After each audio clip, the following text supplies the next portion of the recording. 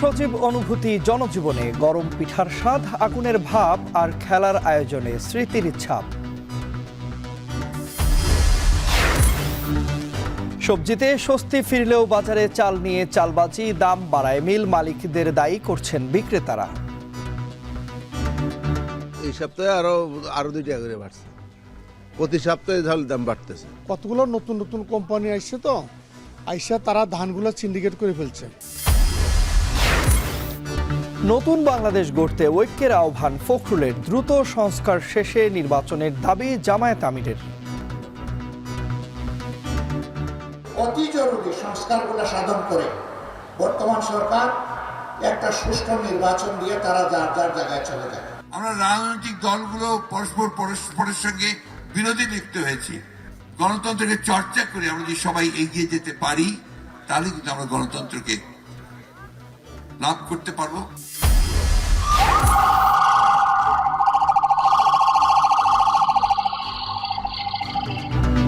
এবং নিউ অর্লিন্সে একাই হামলা করেছিলেন শামসুদ্দিন, উগ্রবাদকে ঘাঁটি গড়তে না দেওয়ার হুঁশিয়ারি বাইডেনের।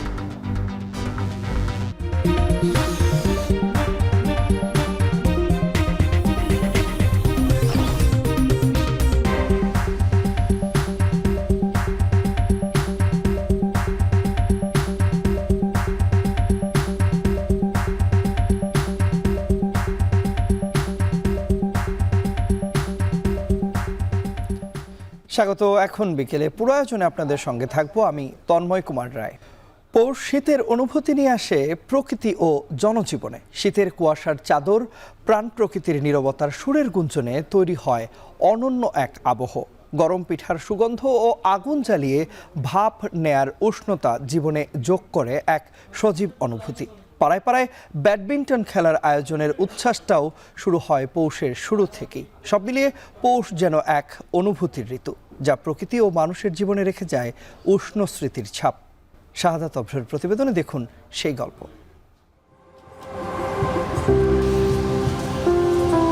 পৌষের নিকটাত্মীয় এই কুয়াশার চাদর।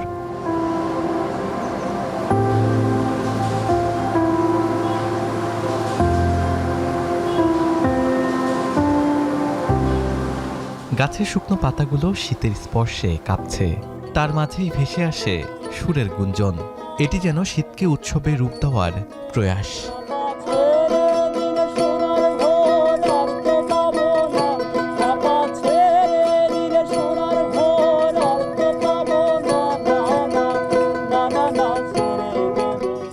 প্রকৃতি নিজেকে মুড়িয়ে নিয়েছে শীতের বাতাসে।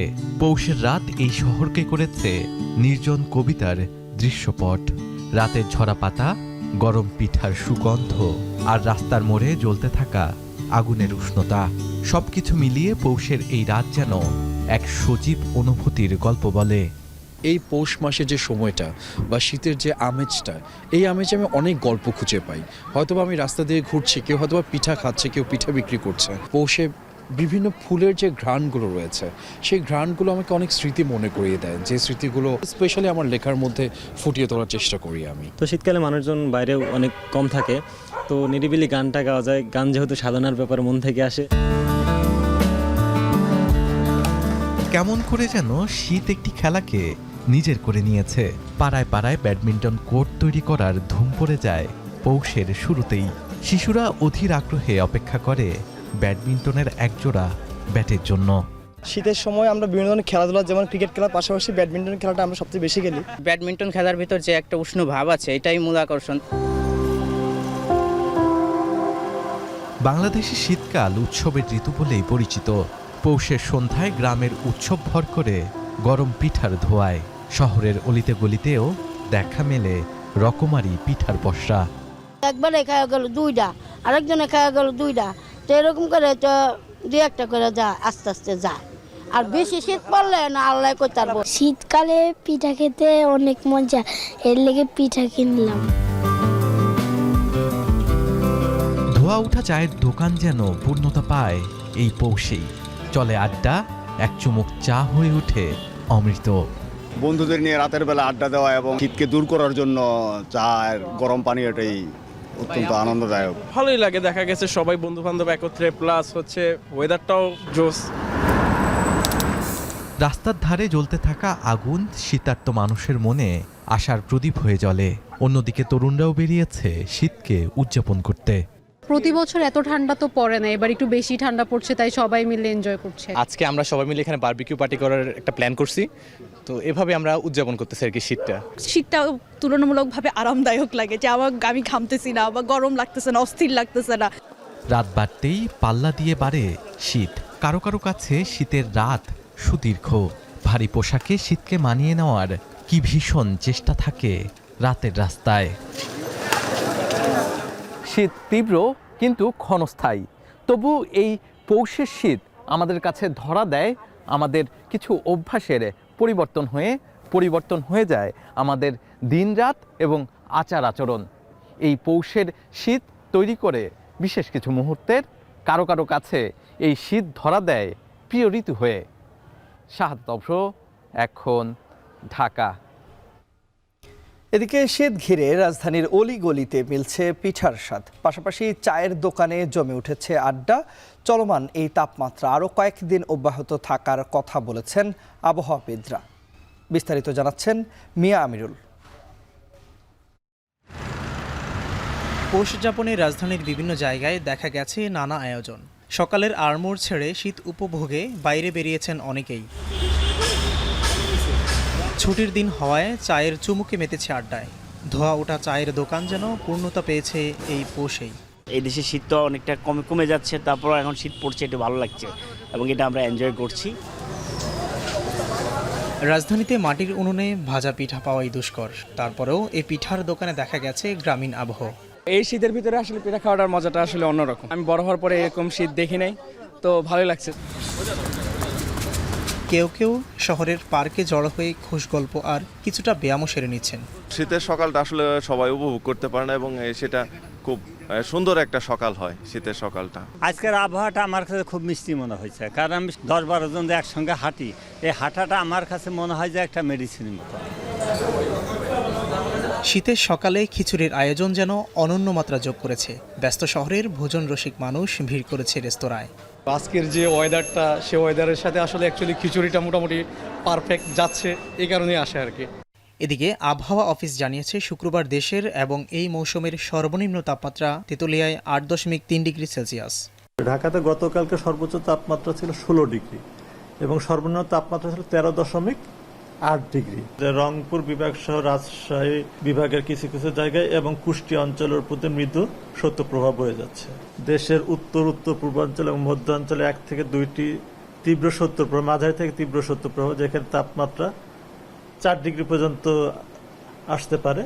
শুক্রবার রাজধানী সহ দেশের বিভিন্ন জায়গায় শৈত্যপ্রবাহ চলমান রয়েছে, তবে শীঘ্রই তাপমাত্রা বাড়ার আভাস দিয়েছে আবহাওয়া অফিস। মিয়া আমিরুল, এখন ঢাকা।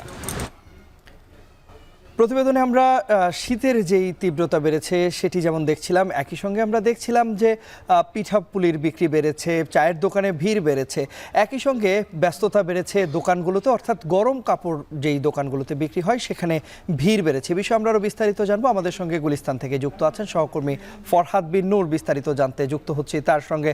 ফরহাদ, আমরা বলছিলাম যে বিক্রি বেড়েছে গরম কাপড়ের দোকানগুলোতে, জানাবেন যে বেচা বিক্রি বাড়ার সঙ্গে দাম বেড়েছে কিনা? কারণ আমরা সবসময় দেখে থাকি যখন বেচা বিক্রি বেড়ে যায় বা শীতের তীব্রতা যখন বাড়ে তখন দাম অনেকটা বেড়ে যায়। গুলিস্তানের চিত্রটা কেমন দেখছেন?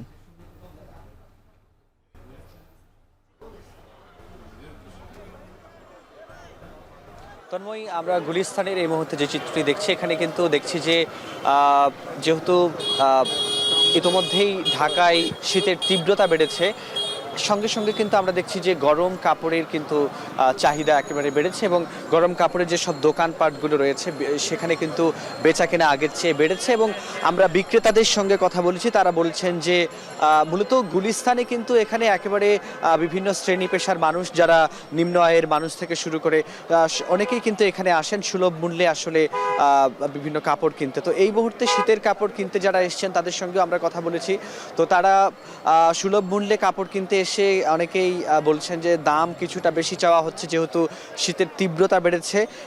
শীতের তীব্রতা বাড়ার সঙ্গে সঙ্গে দামটাও কিছুটা বাড়তি চাওয়া হচ্ছে। এটা যারা ক্রেতা তাদের হচ্ছে তারা এই অভিযোগটা করছেন। এবং আরেকটা বিষয় একটু বলতে হয় যে আমরা বিক্রেতাদের সঙ্গে কথা বলেছি, তারা বলছেন যে শীতের তীব্রতা বাড়ার সঙ্গে সঙ্গে তাদের কাপড়ের শীতের যে গরমের যে কাপড় সেটির বেচাকেনা তাদের বেড়েছে।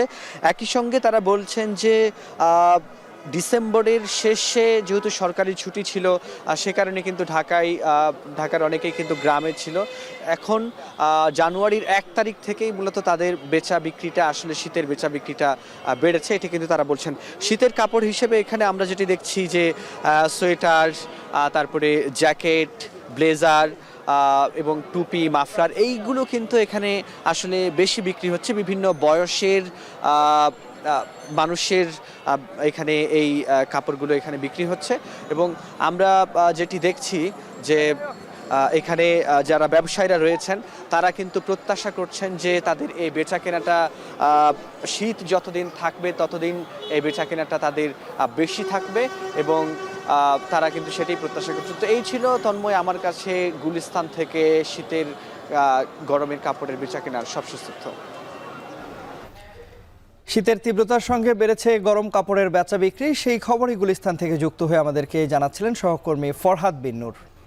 আমরা কিছুক্ষণ আগেও বলছিলাম, প্রকৃতিতে যখন শীতের তীব্রতা বাড়ে তখন কিন্তু চারদিকেই পিঠাপুলির আয়োজন হয়, আর সে কারণেই এই সময়টাতে এসে চাহিদা বাড়ে আতপ চালের। তাই শীত বাড়ার সাথে সাথে বেড়েছে আতপ চালের দামও। তবে শুধু আতপ চালই নয়, বাজারে সব ধরনের চালের দামই দেখা গেছে ঊর্ধ্বমুখী।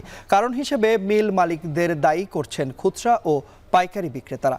এদিকে রাজধানীর বাজারে সব ধরনের সবজির দাম কমেছে 20 থেকে 30 টাকা পর্যন্ত। রাব্বি হোসেনের প্রতিবেদনে দেখুন বিস্তারিত। ঋতুচক্রে হেমন্তের পরই ঘন কুয়াশায় মুখ ঢেকে উত্তরের হাওয়া নিয়ে আসে শীত। পৌষের শীতযাপনে পিঠাপুলি নিয়ে কত শত ঘরোয়া আয়োজন থাকে বাঙালি বধূদের। গ্রামীণ জীবনে বিভিন্ন ধরনের পিঠা তৈরি আর তা দিয়ে রসনা তৃপ্তির চিত্র শহরে দেখা পাওয়া মেলা ভার। তবুও শীতযাপনে পিঠাপুলির আয়োজনে আতপ চালের খোঁজে বাজারে আসেন ক্রেতারা। তবে এই আয়োজন এবার শুরুতেই কিছুটা ধাক্কা খেয়েছে, কারণ বাজারে বেড়েছে চালের দাম, যে কারণে পিঠা খাওয়ার বাসনা থেকে যাচ্ছে অনেকের কাছেই অধরা। 5 টাকা দাম বাড়ছে, টিভিতেই তো দেখাচ্ছে দাম বাড়ছে। এখন এগুলো উনাদের বলে তো লাভ নেই। পিঠা তো খাইতেই হবে, হয়তো বা কম বেশ হয় আর কি, সব কিছুই খাওয়া হচ্ছে। এখন তো সাধ্য নাই, কিন্তু সামর্থ্য আছে, বাইরে যারা পারে কিনছে, আর যারা সাধ্য আছে বাসায় হচ্ছে, আবার নিজেদের মতো করে রাস্তায় পাশে সবাই একসাথে ফ্যামিলি সহ গেল, শর্টকাটে খেয়ে নিল। রাজধানীর বেশ কয়েকটি পাইকারি চালের বাজার ঘুরে দেখা যায় আতপ চালের দাম কেজি প্রতি 5 টাকা বেড়ে বিক্রি হচ্ছে 55 টাকায়, যা ভোক্তা পর্যায়ে বিক্রি হচ্ছে 60 টাকা কেজিতে। মিনিকেট, নাজিরশাইল সহ সব ধরনের চালের দাম বেড়েছে কেজিতে 3 থেকে 5 টাকা। চালের দাম বাড়ায় মিল মালিকদের দায়ী করছেন খুচরা ও পাইকারি ব্যবসায়ীরা। আর ওনাদের বক্তব্য হলো যে ধান পাচ্ছি না, কৃষকরা ধানের দাম বেশি নিচ্ছে। কতগুলো নতুন নতুন কোম্পানি আসছে তো, আইসা তারা ধানগুলো সিন্ডিকেট করে ফেলছে, কিন্তু মিলার আড়তদার কাছে এখন ধান নাই। এদিকে কিছুদিন আগেও বাজারে যে সবজির দাম ছিল চড়া, তা এখন ক্রেতার হাতের নাগালে। শীতকালীন সবজির উৎপাদন বাড়ায় ভোক্তা পর্যায়ে দাম কমেছে অন্তত অর্ধেক। শীতকালীন সবজির মধ্যে ফুলকপি, শিম, টমেটো, গাজর, মূলাসহ সব ধরনের সবজি কেজি প্রতি 20 থেকে 50 টাকার মধ্যেই পাওয়া যাচ্ছে। দাম কমায় ক্রেতারাও রয়েছেন স্বস্তিতে। এখন আস্তে আস্তে প্রতিদিন কমবো, কেজি প্রতি 2-4-5 টাকা প্রতিদিনই কমবো, বাড়বো না। এখন মানুষের মাঝে একটা স্বস্তি ফিরে আসতেছে, মানুষ স্বাচ্ছন্দ্যে এখন বাজার করতে পারবে। শুধু সবজিই নয়, অন্য সব নিত্যপণ্যের দাম সহনীয় পর্যায়ে আনতে সরকারের নজরদারি বাড়ানোর দাবি জানিয়েছেন ক্রেতারা। রাব্বি হোসেন, এখন, ঢাকা। নতুন বাংলাদেশ গড়তে ঐক্যের প্রয়োজন বলে মন্তব্য করেছেন বিএনপি মহাসচিব মির্জা ফখরুল ইসলাম আলমগীর। দিনাজপুরের সরকারি কলেজে অর্থনীতি বিভাগের সুবর্ণ জয়ন্তী অনুষ্ঠানে প্রধান অতিথির বক্তব্যে এ কথা বলেন তিনি। মির্জা ফখরুল আরও বলেন, দেশে সবসময় গণতন্ত্রের কথা বলা হলেও গণতন্ত্র চর্চা করা হয় না। সকলে মিলে একসাথে দেশটাকে যে গঠন করব, তাকে নির্মাণ করব, তাকে একটা পথরেখা দেখাবো। আজকে এই বয়সে এসে আমার কাছে মনে হয় এই জায়গায় আমাদের ব্যর্থতা আছে। আমাদের দেশের সমস্ত সম্পদকে লুণ্ঠন করে বিদেশে পাচার করে দেওয়া হয়েছে, এবং সেটা একটা টাকা নয়, প্রতি বছর $16 বিলিয়ন পাচার হয়েছে, এবং হিসাব করে দেখা যাচ্ছে এই কয়েক 15 বছর প্রায় 280 বিলিয়নের উপরে পাচার হয়ে গেছে। এদিকে আগামী জাতীয় সংসদ নির্বাচনে আওয়ামী লীগের অংশ নেয়ার সুযোগ নেই। সকালে নাটোরের নবাব সিরাজউদ্দৌলা সরকারি কলেজ মাঠে জেলা জামায়াতের কর্মী সম্মেলনে এমন মন্তব্য করেছেন দলের আমির ডাক্তার শফিকুর রহমান। এ সময় যত দ্রুত সংস্কার করে নির্বাচনের মাধ্যমে নির্বাচিত সরকারের হাতে ক্ষমতা হস্তান্তরের দাবি জানান তিনি।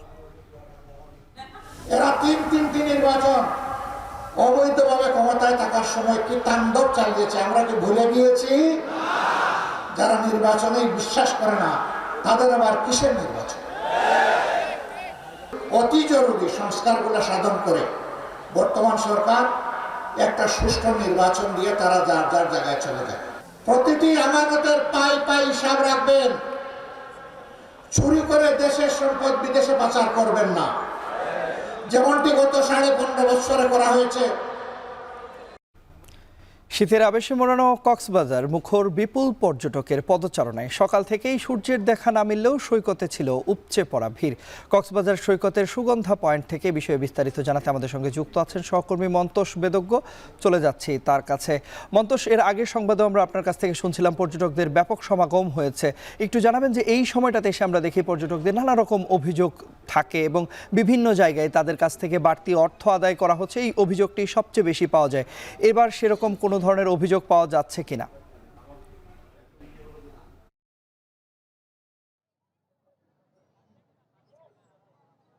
তন্ময়, শীত মৌসুমের শুরু থেকে মূলত প্রাণচাঞ্চল্য ফিরেছে কক্সবাজারে এবং পর্যটন খাত রীতিমতো চাঙা হয়েছে বলা যায় অক্টোবরের মাঝামাঝি সময় থেকে। এবং শীতের প্রকোপ যতটা আসলে বাড়ছে ততই পর্যটকদের উপস্থিতিও বাড়ছে এবং এই যে পর্যটকদের আনাগোনা এটির কারণে এখানকার যে ব্যবসা বাণিজ্য সেটি ক্রমশই চাঙা হচ্ছে। এবং আমরা পর্যটকদের সাথে কথা বলে যেটি জানতে পেরেছি, অনেক সময় তারা কিন্তু নানা অভিযোগের কথাও তুলেছেন। বিশেষ করে 2000 টাকার রুম যখন আসলে প্রচুর মানুষের চাপ থাকে তখন 2000 টাকার রুম অনেক সময় 6000, 8000 টাকাও আদায় করা হচ্ছে, এরকম অভিযোগও আমরা অনেকের কাছে পেয়েছি। এবং রেস্তোরাঁগুলোতেও খাবারের ক্ষেত্রে এই বাড়তি দামটা আদায়ের অভিযোগ কিন্তু প্রায় সময় পাওয়া যায়। তবে এবার একটু জেলা প্রশাসন এবং ট্যুরিস্ট পুলিশের পক্ষ থেকে কিছুটা নজরদারি করা হচ্ছে এবং তাদের পক্ষ থেকে যেটি বলা হচ্ছে যে তারা এখানে যারা রেস্তোরাঁ মালিক রয়েছেন, হোটেল মালিক রয়েছেন, তাদেরকে ডেকে নির্দেশনা দিয়েছেন যাতে কোথাও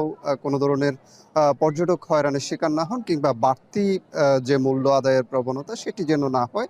সেটির ব্যত্যয় হলে তারা তাদের পক্ষ থেকে ব্যবস্থা নেবেন, সেই ধরনের বার্তাই কিন্তু তাদেরকে দেওয়া হয়েছে। তবে এখন পর্যন্ত অনেকেই আসলে অভিযোগ করছেন বিভিন্ন জায়গায় বাড়তি অর্থ আদায় করা হচ্ছে। সব মিলিয়ে বাড়তি অর্থ আদায়ের কিছুটা অভিযোগ থাকলেও আমরা দেখছি যে পর্যটকদের মাঝে বাঁধভাঙা উচ্ছ্বাস, তারা নিজেদের মতো করে এখানকার যে পর্যটন স্পটগুলো রয়েছে সেখানে ঘুরে বেড়াচ্ছেন এবং কেনাকাটা করছেন। এ কারণে এখানকার স্থানীয় যে ব্যবসা বাণিজ্য সেটি কিন্তু জমজমাট রয়েছে।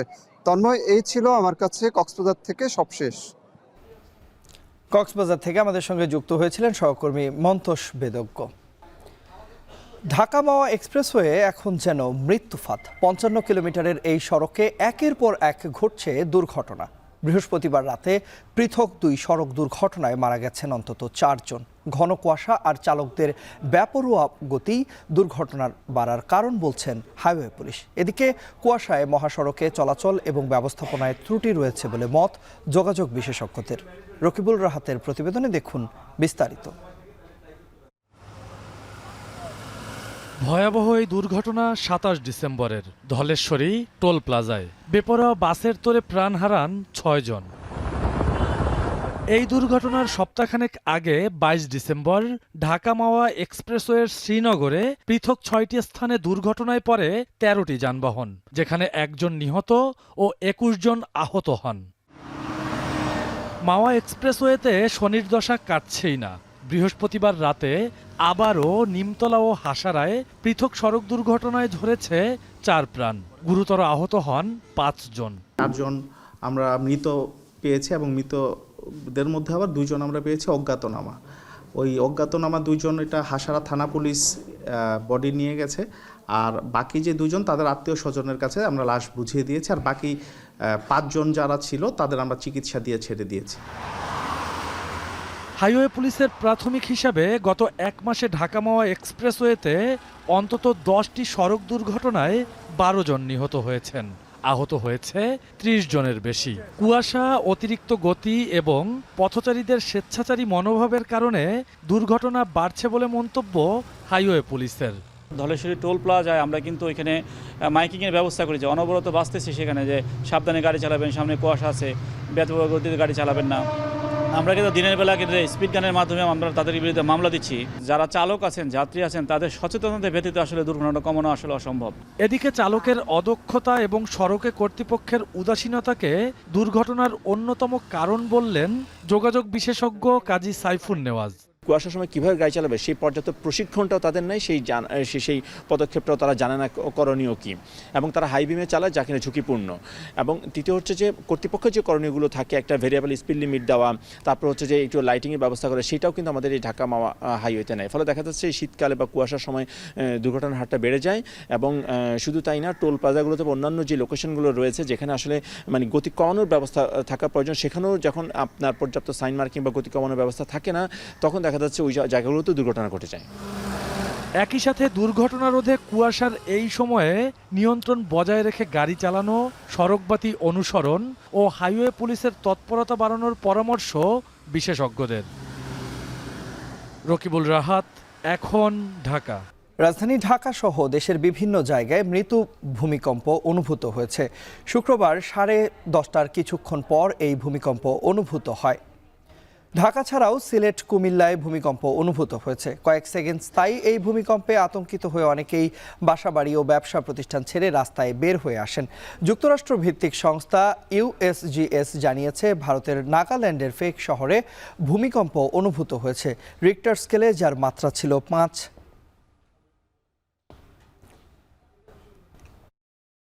পূর্বাঞ্চলে চলছে 29তম ঢাকা আন্তর্জাতিক বাণিজ্য মেলা, আর আজ মেলার তৃতীয় দিন। এ বিষয়ে বিস্তারিত জানাতে মেলা প্রাঙ্গণ থেকে আমাদের সঙ্গে যুক্ত আছেন সহকর্মী তাসফিহা উখরোজ। বিস্তারিত জানতে চলে যাচ্ছি তার কাছে। তাসফিহা, জানাবেন যে মেলা শুরুর প্রথম শুক্রবার আজ স্বাভাবিকভাবেই ক্রেতা দর্শনার্থীদের ভিড় বেশি হওয়ার কথা, যেহেতু সাপ্তাহিক ছুটির দিন রয়েছে। ভিড় কেমন দেখছেন এই মুহূর্তে?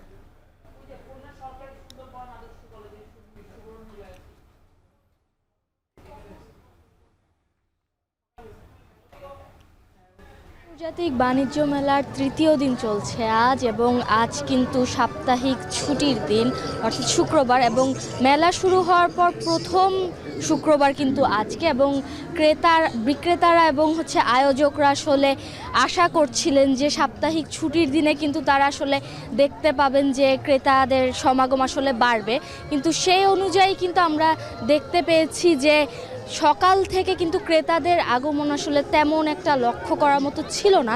কিন্তু বেলা যত গড়ছে, আপনারা দেখতে পাচ্ছেন, আমরা মূল ফটকের সামনে আছি, যে ক্রেতাদের পদচারণায় কিন্তু মেলা প্রাঙ্গণ ধীরে ধীরে মুখর হয়ে উঠছে, এবং বিক্রেতারা আশা করছেন যে বেলা যত গড়াবে ক্রেতাদের আগমন কিন্তু আরও বাড়বে। এছাড়া একটি বিষয় আপনাকে আসলে জানিয়ে রাখতে চাই, যে ক্রেতাদের সাথে আমরা কথা বলেছি, ক্রেতারা বলছেন যেহেতু আজ সাপ্তাহিক ছুটির দিন, তারা পরিবার পরিজন নিয়ে আসলে মেলায় কেউ বা ঘুরতে এসেছেন, আর কেউ বা আবার এসেছেন তাদের নিত্য প্রয়োজনীয় যে পণ্যগুলো আছে তা কিনতে।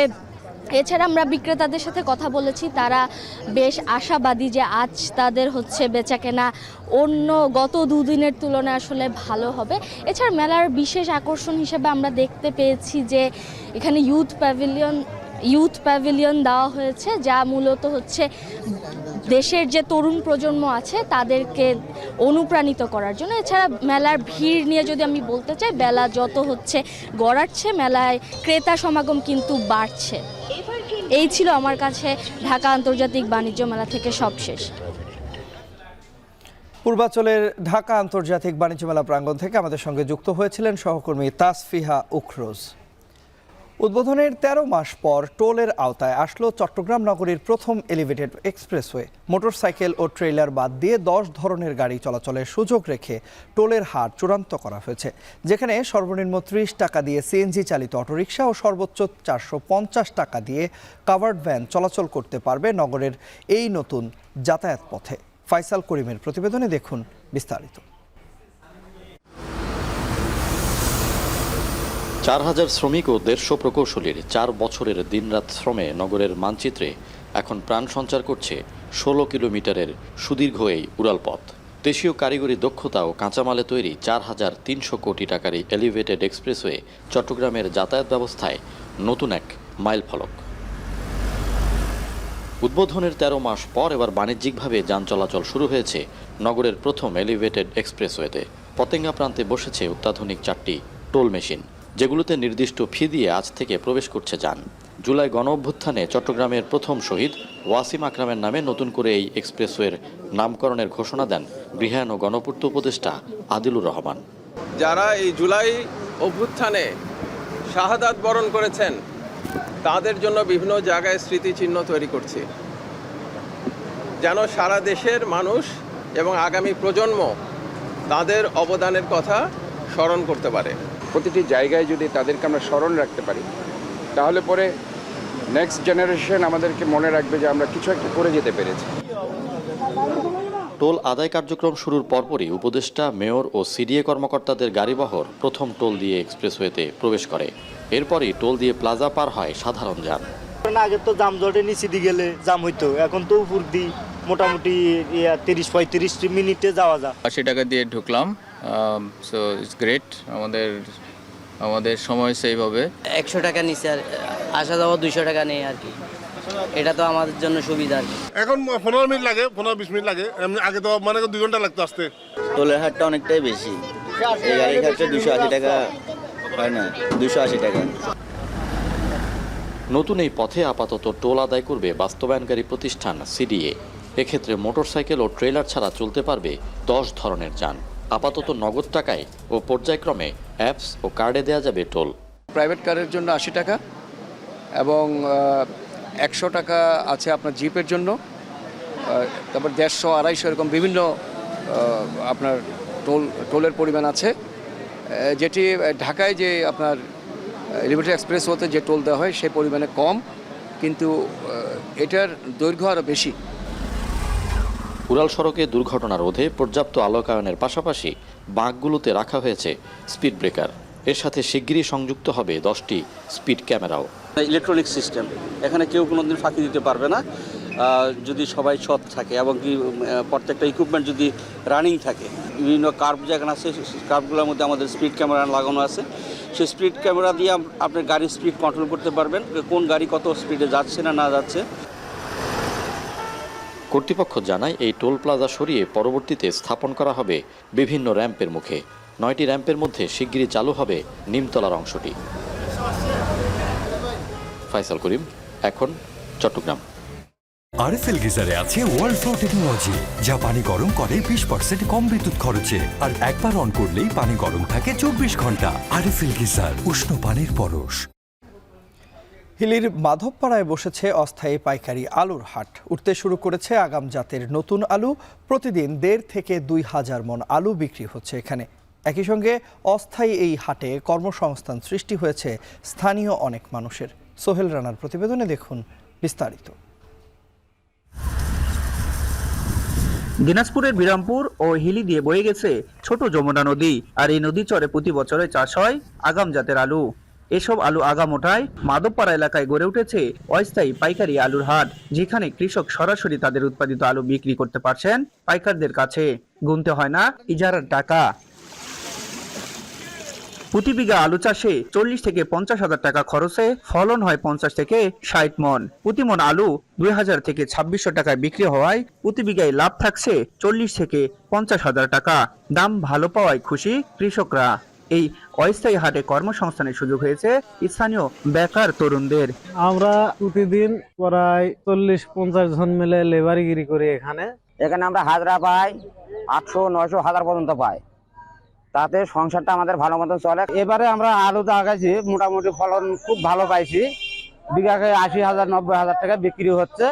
আলুটা আমার কাছে এখানে 2200 2100 টাকা বেচা কিনা হচ্ছে, আর রোমানা হলো 2600 2700 এর ভিতরেই বেচা কিনা হচ্ছে। এদিকে আলুর মান ভালো হওয়ায় দক্ষিণাঞ্চলের বিভিন্ন জেলা থেকে পাইকাররা আসছেন এ হাটে। প্রতিদিন প্রায় 10 থেকে 15 টাকা আলু যাচ্ছে দেশের বিভিন্ন স্থানে। আমি পলাশবাড়ি থেকে আসছি, এখানে আগাম আলু উঠানো হয়। আমাদের ওইখানে আরো আলু উঠাতে আরো 10-15 দিন সময় লাগবে, সেই জন্য আমরা এখানে নিতে আসছি। আমরা নাটোর থেকে এখানে আসছি আলু কেনার জন্য। প্রতিদিন দেখা যাচ্ছে আমাদের 70 দোকানে 140 বস্তা হয়, কোনোদিন 150 বস্তা হয়। আবহাওয়া ভালো থাকায় এবং দাম ভালো পাওয়ায় আসলে কৃষকরা খুবই খুশি, এবং আমাদের কৃষি বিভাগে যে প্রচারণাগুলো সেগুলো অব্যাহত রয়েছে। আমাদের ব্লক পর্যায়ে যে সরকারি কৃষি কর্মকর্তাগণ আছেন, ওনারা সার্বক্ষণিক কৃষক ভাইদের পরামর্শ দিচ্ছেন। অস্থায়ী আলুর হাটটি চলবে 1 মাস ব্যাপী, যেখানে আলু বিক্রি হবে 15 থেকে 20 কোটি টাকার মতো। সোহেল রানা, এখন হিলি। এরই মধ্য দিয়ে চলে এলাম এখন বিকেলের আয়োজনের একেবারে শেষ প্রান্তে। তবে যাবার আগে শিরোনামগুলো জানিয়ে দিব আরও একবার।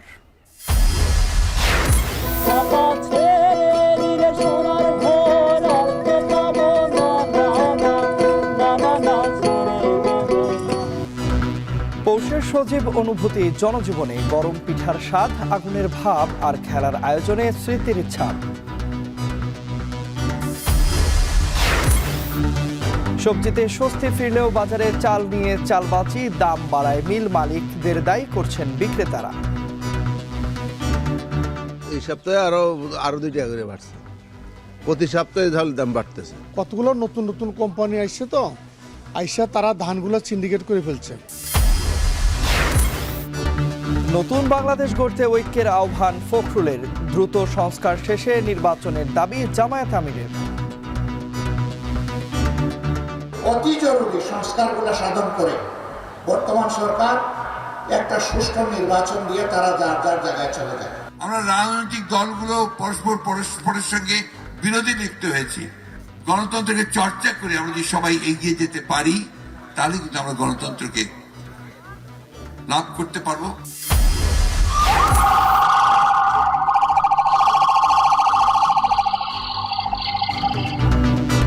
এবং নিউ অর্লিন্সে একাই হামলা করেছিলেন শামসুদ্দিন, উগ্রবাদকে ঘাঁটি গড়তে না দেওয়ার হুঁশিয়ারি বাইডেনের। এই ছিল এখন বিকেলে। যাবার আগে জানাতে চাই সবশেষ খবর সবার আগে পেতে ভিজিট করুন www.ekhon.tv। ফেসবুকে দেখুন facebook.com/tv.ekhon আর ইউটিউবে দেখুন youtube.com/c/ekhon tv।